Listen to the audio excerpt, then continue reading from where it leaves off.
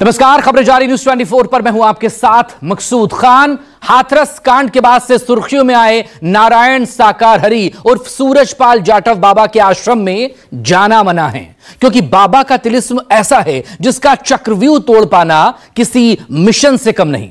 लेकिन न्यूज 24 आज आपको अलग अलग राज्यों में फैले इस तिलिस्म की हकीकत से रूबरू कराएगा। नोएडा से लेकर मैनपुरी और कानपुर तक, राजस्थान से लेकर हरियाणा और दिल्ली तक बाबा का ऐशो आराम देखकर आंखें चौंधिया जाए। अलग अलग राज्यों में मौजूद इन आश्रमों में ये बाबा किसी राजा सी जिंदगी जीता है। जैसे जैसे कैमरा बाबा के इन आश्रमों में पहुंचता जा रहा है, वैसे वैसे कई चौंकाने वाले रहस्य सामने आ रहे हैं। बाबा के आश्रम में क्या क्या होता है, बाबा के आश्रम के अंदर किसे जाने की मनाही है, और सबसे बड़ा सवाल यही कि बाबा के अवैध आश्रम पर बुलडोजर कब चलेगा। इसी पर देखिए, बाबा की तिलिस्मी दुनिया, बाबा के आश्रम में जाना मना है।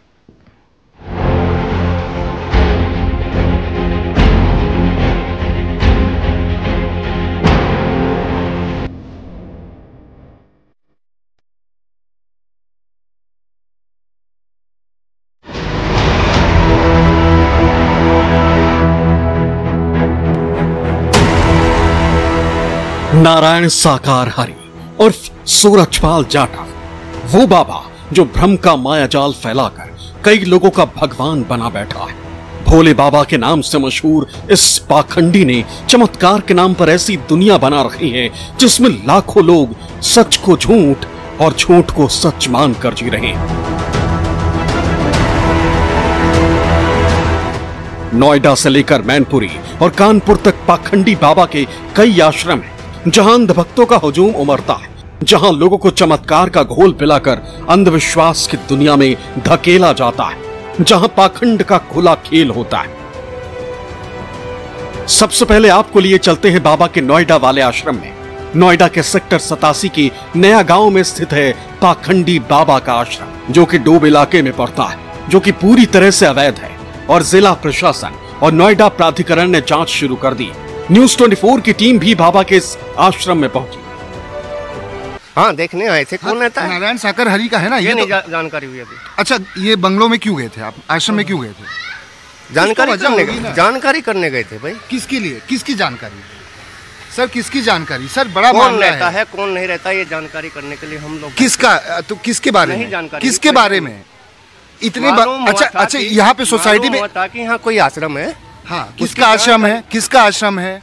साकार हरि का। लेकिन जानकारी करने के लिए आए थे भाई। क्या कुछ मिला? कुछ बातचीत हुई? कोई अंदर? कोई नहीं है अंदर। ये भोले बाबा के आश्रम से संबंधित है, उनका ये है, ये बात मान रहे हैं ना? हाँ, ये आश्रम से संबंधित है। आश्रम संबंधित है। अब जांच करने आए हैं, ये मानेंगे ना? करने नहीं आया हूँ मैं, देखने आए हैं ना कि बाबा है कि नहीं है। देखने आया हूँ बाबा है कि नहीं ना? हाँ ना? हाँ। तो आप यही चीज मानिए ना। ये देख सकते हैं आप, उत्तर प्रदेश की पुलिस है यहाँ पर, तमाम पुलिसकर्मी यहाँ पर पहुंचे हुए हैं। आश्रम के दरवाजों पर लोहे के बड़े बड़े गेट लगे हुए हैं। जानकारी के मुताबिक काफी वक्त से बाबा यहाँ नहीं आए। ये भोले बाबा का आश्रम ही है? हाँ जी। कभी आए थे? क्या कुछ पता है आपको यहाँ के बारे में?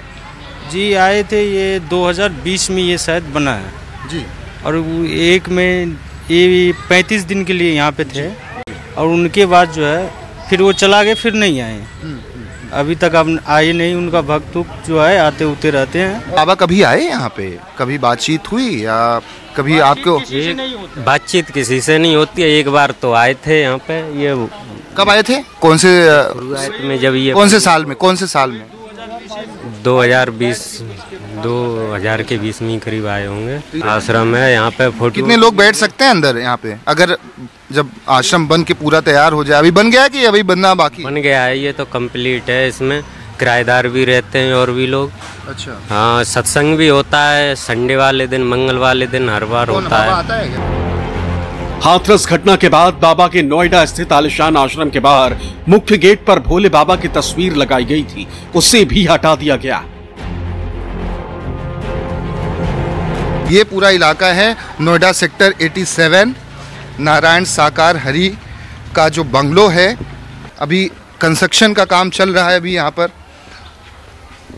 लेकिन यहाँ पर अभी भी आपको बता दें, भव्य गेट, जिस तरह से नारायण साकार हरि के अन्य जो आश्रम हैं या उनका जो बंगलो है वो, हाँ, कब हटाया गया फोटो? ये पता नहीं कब हटा दिए, कल हटाया गया। ये जो घटनाक्रम हुआ हाथरस में, जो घटनाक्रम हुआ, फोटो हटाया गया इसका। ये भी सामने वाला जो पोर्शन है, ये जो देख रहे हैं आप, ये भी किराएदारों के लिए नारायण साकार हरि उर्फ भोले बाबा ने यहाँ पर लिया हुआ है।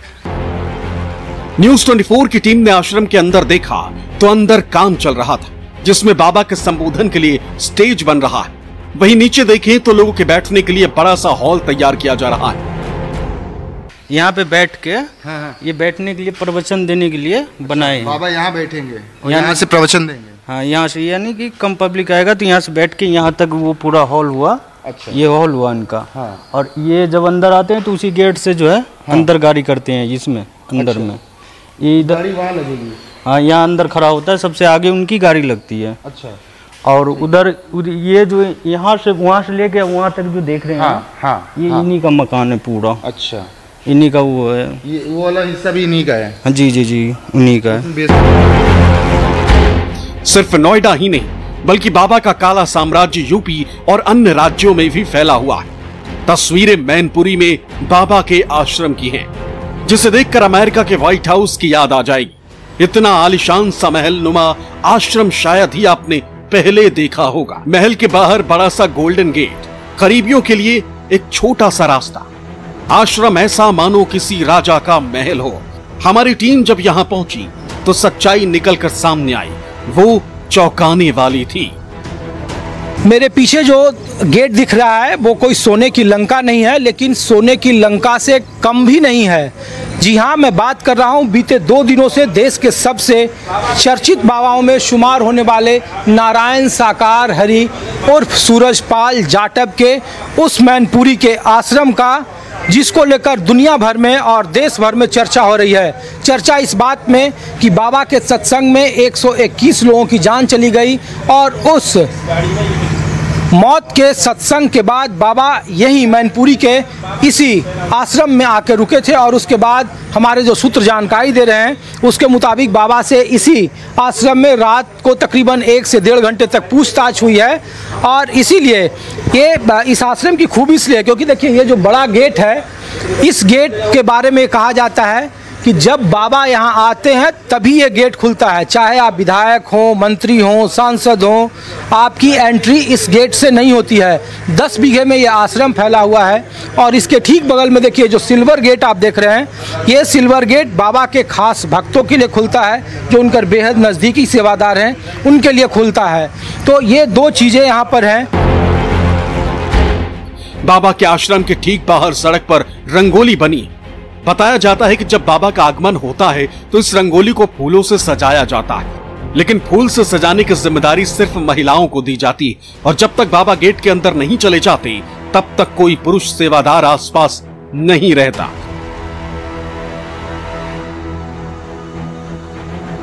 इस आश्रम को लेकर और बाबा से जुड़ी हुई कहानियों का जो एक हिस्सा है वो हिस्सा है यहाँ पे देखिए घर के ये गेट के मेन आगे जो रंगोली है। यहाँ पे आप देखिए कि ये जो रंगोली बना हुआ है, ये रंगोली का मतलब ये है कि जब भी बाबा यहाँ आते हैं या बाबा यहाँ समागम और सत्संग करते हैं तो इस रंगोलियों पे बाकायदा फूल सजे होते हैं। और ये पूरे इलाके में ये फूल जो है यहाँ से लेकर जब भी सत्संग होता है इसी फूल को लेकर के सबसे ज़्यादा मारामारी होती है।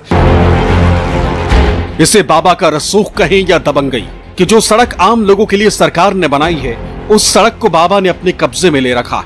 सड़क के दोनों ओर बैरिकेडिंग लगी, यानी कोई महल के आगे से नहीं गुजर सकता, जबकि वो एक सरकारी सड़क है। लोगों को खुले मैदान से होकर गुजरना पड़ता है और बारिश के दिनों में काफी दिक्कतों का सामना करना पड़ता है। अब रास्ता है, हमको साला इतना परेशानी है। जे बैरियर लगा दिया, वो वहाँ पे लगा दिया है, नीचे से जाते हैं, कहीं पानी है कहीं कुछ भी है। अच्छा, इस वाले गेट से एंट्री नहीं है आप लोगों की? नहीं जाते हो? नहीं, ट्रैक्टर वगैरह है वो भी नीचे से जाते हैं। अच्छा, हाँ, तो ये तो आमतौर पर सामान्य जमीन है ना? ये सामान्य है, सबसे पहले का जो रास्ता पड़ा हुआ है। हाँ, तो इसको बाबा ने बंद कर दिया है? बंद कर दिया। यहाँ पे बैरियल जेते को लगा है और वहाँ पे रस्सी लगा दिया। अच्छा, तो उधर नहीं जाते हैं? हाँ। तो देखिए, यह स्थानीय लोगों की भी परेशानी है यहाँ पे कि ये आमतौर पर ये मुख्य गली थी, लेकिन बाबा के आश्रम की वजह से ये बैरिकेटिंग होती है, और बैरिकेटिंग की वजह से यहाँ पे जो पीछे के गांव हैं वहाँ पे वो गांव में यहाँ से जो ट्रैक्टर है, गाड़ियाँ हैं, वो नीचे ये लीक बनाई गई है, लीक से होकर जाती है, यहाँ से आने जाने की इजाज़त नहीं है। यूपी के बाद हमारी टीम राजस्थान के दौसा में बाबा के अस्थायी निवास पहुंची। हाथरस कांड वाले बाबा नारायण साकार ने राजस्थान के दौसा में अपना अस्थायी निवास बना रखा था। यह अस्थायी निवास एक पटवारी के घर पर था। ये वही पटवारी है जिसे 4 महीने पहले फरवरी 2024 में JEN भर्ती परीक्षा 2020 के पेपर लीक के आरोप में SOG ने गिरफ्तार किया था। बताया जा रहा है कि नारायण साकार हर्षवर्धन के घर अपना दरबार लगाता था, जहां भारी संख्या में लोग आते थे। साथ ही इसी घर से पेपर लीक का रैकेट भी चलाया जा रहा था, यानी बाबा का कनेक्शन पेपर लीक से जुड़ गया है। नारायण साकार हरी बाबा का जो दौसा कनेक्शन भी सामने आया है। ये वो बंगला है जहां पर नारायण साकार हरी बाबा ने जिसे अपना निज धाम बनाया था, निज आश्रम बनाया था। यहाँ पर भक्तों की चहल पहल रहती थी, और यहाँ पर हाईवे से जो ये 60 फीट रोड आ रही है, जब भी बाबा यहाँ आते थे तो इस पूरे रोड को ब्लॉक कर देते थे। यहाँ तक कि इस गांव में रहने वाले लोग या जो यहाँ पर आते थे, उन लोगों को भी बाकायदा आधार कार्ड देखकर ही यहाँ पर अनुमति दी जाती थी अंदर आने की। और उसके बाद ऐसा कहते हैं कि महीने में 3 से 4 दिन तक वे यहाँ पर रहते थे, लोगों को, अपने भक्तों को दर्शन देते थे। और यहाँ पर एक बोर्ड भी लगा हुआ है जिसमें लिखा हुआ है, सभी देवी देवता तुल्य भाई बहनों के चरणों में प्रार्थना है कि नारायण हरि जी महात्मा गांधी एवं SMS मेडिकल कॉलेज जयपुर के डॉक्टरों के परामर्श एवं सलाह से ग्रामीण परिवेश की आबो हवा लेने व स्वास्थ्य लाभ के लिए स्वयं के निजी प्रवास पर हैं। वर्तमान में कोई भी समागम यहाँ पर नहीं चल रहा है, अतः आपसे प्रार्थना है नारायण हरि प्रवास पर आने का कष्ट नहीं करें। निज निवास दौसा, निज निवास बना रखा था, समागम का यहाँ पर होता था। और सबसे बड़ी बात है कि ये बंगला जिसका है वह राजस्थान का सबसे बड़ा पेपर लीक माफिया है, जिसे स्पेशल ऑपरेशन ग्रुप यानी कि SOG ने गिरफ्तार भी किया है, और गिरफ्तार करने के बाद वह जेल में है। यहाँ पर जब SOG ने छापा मारा था तो पर्चे लीक से जुड़ी कई सारी चीज़ें यहाँ पर मिली थी। पाखंडी बाबा जहां दरबार लगाता था, वहां पर ऐशो आराम की सारी चीजें मौजूद हैं। साथ ही वहां पर एक पानी की मशीन भी लगी, जिसको लेकर कहा जाता है कि इसी मशीन के पानी से बाबा लोगों को चरणामृत दिया करता था। भोले बाबा दौसा की जिस जगह आकर समागम करते थे, उस पेपर लीक माफिया के बंगले के अंदर का हाल आपको दिखाते हैं, क्योंकि यहीं पर बाबा आकर रुका करते थे। ये पूरा बंगला है, यहाँ पर आप देख सकते हैं, करीब आधे बीघे से ज़्यादा की ज़मीन पर ये पूरा बना हुआ आलीशान है अंदर से। और यहाँ पर ये पूरा ऊपर आप देख सकते हैं किस तरह से सजावट की गई है, क्योंकि बाबा 3 से 4 दिन महीने में यहाँ आते थे। और बाबा जब भी यहाँ पर आता था, यहाँ पर इसी झूले में बैठता था और अपने भक्तों को दर्शन देता था। ये झूला देखिए, आपको झूला और थोड़ा क्लोज में आपको दिखाने की कोशिश करता हूँ। यहाँ से ये झूला है, फूलों से इसे सजाया जाता था, और काफ़ी सजावट के साथ ऊपर एक छोटा पंखा भी लगा हुआ है, यानी कि बाबा का ये सभी यहीं पर आकर बैठते थे, और भक्त उनके आगे आगे या नतमस्तक होकर उनके पूजा अर्चना करना शुरू कर दिया करते थे। यहाँ पर एक मोटर भी लगी है, जो ऐसा कहते हैं कि बाबा कुछ पानी उन्हें देता था। कई जगह हैंडपंप की बात आई थी, यहाँ पर इस तरह का एक मशीन लगाया हुआ है, यहाँ पर पानी का कनेक्शन भी है, और यहाँ पर जो आते थे उन्हें वह पानी देता था। और ऐसा कहते हैं कि जो ये पानी पी लेगा उसकी सब तरह की बीमारियां दूर हो जाएगी, इस तरह की बातें प्रचारित की गई थी। बताया जा रहा है कि बाबा की सेवा के लिए महिलाओं का एक समूह हुआ करता था। बाकायदा इसके लिए महिलाओं का फॉर्म भी भराया जाता था। जब हमारी टीम वहां पहुंची तो जमीन पर महिलाओं के कुछ फोटो लगे फॉर्म भी बिखरे मिले।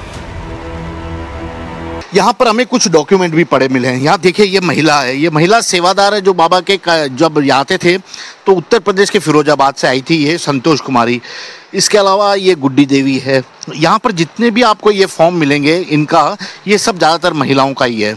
ये देखिए, सब महिलाओं की तस्वीर लगी है, और बाकायदा मुख्य सेवादार जो था मिथिलेश निगम, वह इनका एक तरह से इनके जितने भी एप्लीकेशन आते थे, इनके बारे में आते थे, वे पूरी तरह उसका सत्यापन करते थे कि क्या ये बाबा के ही भक्त हैं, क्या ये सुरक्षा कर्मी लग सकते हैं। यहाँ पर आपको मैं जितने भी दिखाऊंगा वहाँ पर सब महिलाओं की तस्वीर ही नजर आएगी, हर उम्र की, और ज़्यादातर उत्तर प्रदेश के फिरोजाबाद से ये लोग आते थे यहाँ पर। यहाँ पर कुछ और डॉक्यूमेंट, ये आपको एक डॉक्यूमेंट खास दिखाता हूँ, ये आई कार्ड देखिए, ये हर्षवर्धन मीना का आई कार्ड है। पटवारी था जो कि पेपर लीक माफिया है, जिसके खिलाफ एसओजी ने मामला दर्ज कर किया है, और ये मकान भी उसी का है। बाबा उसी के मकान में आकर इसे अपना निज आवास बना के रखे हुए थे। वहीं न्यूज 24 की टीम जब कानपुर के बाबा के आश्रम पर पहुंची तो वहां ताला लटका मिला। पता किया तो मालूम चला कि हाथरस घटना के बाद यहां रहने वाले सेवादार आश्रम पर ताला लगाकर फरार हो गए। जब हमने आश्रम के गेट के अंदर झांका तो देखा कि एक महल नुमा आलिशान सा महल हमारी नजरों के सामने था, मानो किसी राजा के लिए बनवाया गया। साकाल विश्व हरि का आश्रम कानपुर के थाना दिल्ली में बना हुआ है, जहाँ पर कई एकड़ में ये आश्रम बना हुआ है। इस आश्रम को हम लोग अपने गाना पर दिखाते हैं कि आश्रम देखिए, बाबा की फोटो लगी हुई है, उनके उपदेश लिखे हुए हैं। ये काफी बड़ा आश्रम है, यहाँ पे कई सेवादार वगैरह रहते थे, लेकिन कल पुलिस ने छापेमारी की इन सेवादारों को पकड़ने के लिए। तो जो सेवादार यहाँ पे थे वो गेट पे ताला लगा के भाग गए। आई दिखा रही गेट पे ताला लगा हुआ है आश्रम गेट पे। जो सेवादार रहते थे वो सारे सेवादार यहाँ से भाग गए हैं और कोई भी यहाँ मौजूद नहीं है। आप देख सकते हैं कि पूरा आश्रम खाली पड़ा हुआ, आसपास कोई भी नहीं दिखाई दे रहा है। हमारी मुलाकात वहां पर मौजूद कुछ ग्रामीणों से भी हुई, उन्होंने क्या कहा वो सुनिए। आश्रम कितने वर्षों लमसम बना हुआ है? करीब 5 वर्ष हो गए लगभग। अच्छा, लोगों की आस्था है, बाबा का बड़ा वो है यहाँ पे, तो क्या कभी किसी को फायदा मिला है? नहीं, गांव के लोगों का आस्था नहीं, सब बाहरी लोग आते हैं। बाहरी लोग, हाँ बाहरी लोग आते हैं। गांव के लोग, एक आदमी मेरे गांव सिंगल जुड़ा है, और बाकी सब बाहर के लोग आते हैं, बहुत दूर दूर के आते हैं लोग, बसों से ना आते हैं। अब मंगल और इतवार ज्यादा लोग आते हैं। अभी तक ये जब से हाथरस में एक कांड हुआ है ना, तब से यहाँ पे सन्नाटा है। नहीं तो पहले बहुत ही यहाँ का माहौल अच्छा माहौल था। यहाँ पे 10-50 लोग हमेशा बने रहते थे, और उधर भोजनालय वो बना है, वहाँ पे परमानेंट भंडारा, यहाँ पे जो जिस जगह हम बैठे हैं यहाँ पर प्रसाद वितरण हुआ करता था। ये सारा दिन कार्यक्रम यहाँ पे चलता रहता था। पहले यहाँ पर थोड़ा विवाद हुआ था ये जगह को लेकर। हमारे ग्रामीण के लोगों ने मना भी किया था आश्रम बनने को, यहाँ पे पहले मना किया था, लेकिन फिर बाद में लेखपाल वगैरह आके सब नाप आप करके इनके जो जमीन पट्टा वट्टा की उनको दिला के और आश्रम इनका बन गया। नारायण साकार हरि के मायालोक की ये तो बानगी भर है। देश के कई राज्यों में इसके और भी ठिकाने हैं, जिसकी तलाश में पुलिस लगातार लगी। हर बीतते दिन के साथ पाखंडी बाबा के कई गुमनाम राज सामने आ रहे हैं, लेकिन एक बात तो साफ है कि चमत्कार का दावा कर बाबा ने एक ऐसी दुनिया बना ली थी जिसमें उसके इशारे के बिना पत्ता तक नहीं हिल सकता। नोएडा से दीपक दुबे, मैनपुरी से ऋषिकेश कुमार और कानपुर से अमित चौहान के साथ ब्यूरो रिपोर्ट, न्यूज 24।